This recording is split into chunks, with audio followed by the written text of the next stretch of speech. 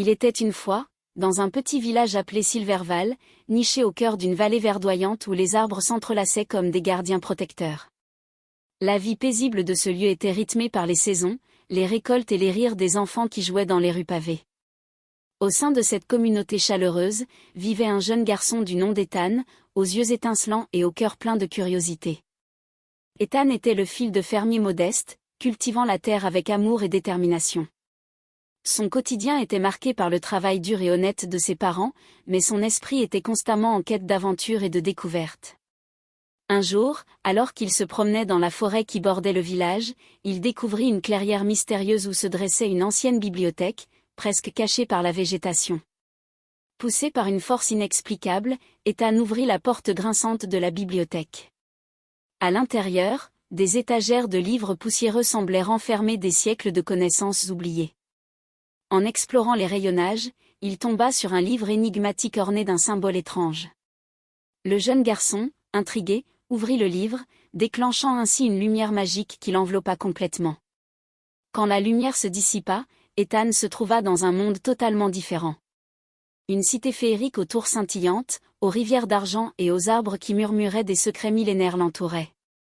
Un vieux sage, vêtu d'une robe étoilée, s'approcha de lui et lui expliqua qu'il était le héros destiné à sauver ce royaume magique d'une menace imminente.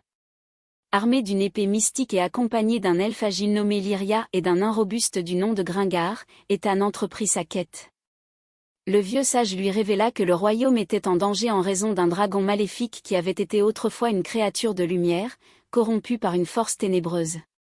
La mission d'Ethan était de retrouver 3 artefacts magiques dispersés dans des endroits éloignés afin de purifier le dragon et sauver le royaume. Le périple d'Ethan était jalonné de défis variés. Ils traversèrent des forêts enchantées où les arbres prenaient vie, des montagnes escarpées où des créatures fantastiques gardaient les passages secrets, et des déserts mystiques où le temps semblait s'arrêter.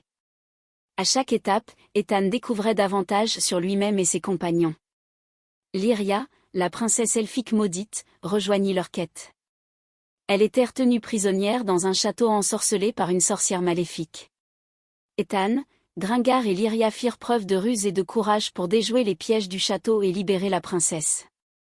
En gratitude, Lyria devint une alliée précieuse, utilisant son arc magique pour éliminer les ennemis sur leur chemin.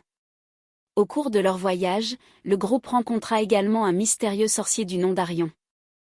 Ce sage leur enseigna l'art de la magie, révélant à Ethan des pouvoirs enfouis en lui. Il apprit à maîtriser la télékinésie et à manipuler les éléments pour surmonter les obstacles qui se dressaient devant eux. La quête d'Ethan le mena à des endroits étonnants. Dans une cité aquatique aux édifices de coraux, ils récupérèrent le premier artefact, une perle magique qui contenait la pureté des océans. Dans une forêt ancestrale, ils découvrirent le deuxième artefact, une feuille d'or ayant absorbé la sagesse des arbres millénaires. Et dans un volcan éteint au sommet d'une montagne, ils trouvèrent le troisième artefact, un cristal rouge flamboyant renfermant la passion des flammes. À mesure qu'ils réunissaient les artefacts, une connexion spéciale se formait entre Ethan, Lyria, Gringar et Arion. Le groupe devint une force unifiée, combinant les compétences uniques de chacun pour surmonter les défis. Le dragon maléfique, connu sous le nom de Dracotrax, devenait de plus en plus puissant à mesure qu'ils approchaient de son repère, un sombre château perché au sommet d'une falaise. Arrivés devant les portes du château, ils firent face à des gardiens magiques qui protégeaient l'antre du dragon. Grâce à la magie d'Arion, à la précision de l'arc de Lyria, à la force de Gringar et au pouvoir grandissant d'Ethan, ils réussirent à pénétrer à l'intérieur. Les couloirs du château étaient labyrinthiques, remplis de pièges et de créatures obscures. Finalement, ils atteignirent la salle où Dracotrax résidait. Le dragon était une créature imposante, ses yeux brillant d'une lueur maléfique.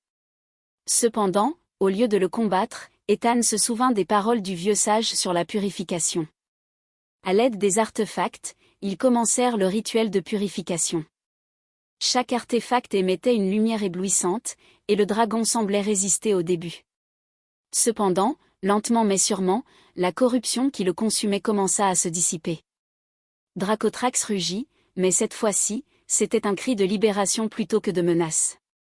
Le dragon, redevenu une créature de lumière, s'inclina devant Ethan et ses compagnons en signe de gratitude.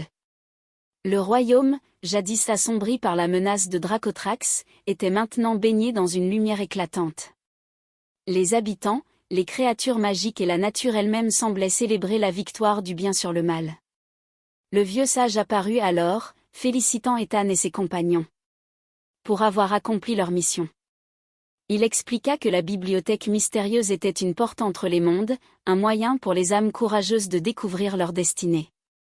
Ethan réalisa que ce n'était pas seulement un héros dans le royaume magique, mais aussi un catalyseur de changement dans le monde ordinaire.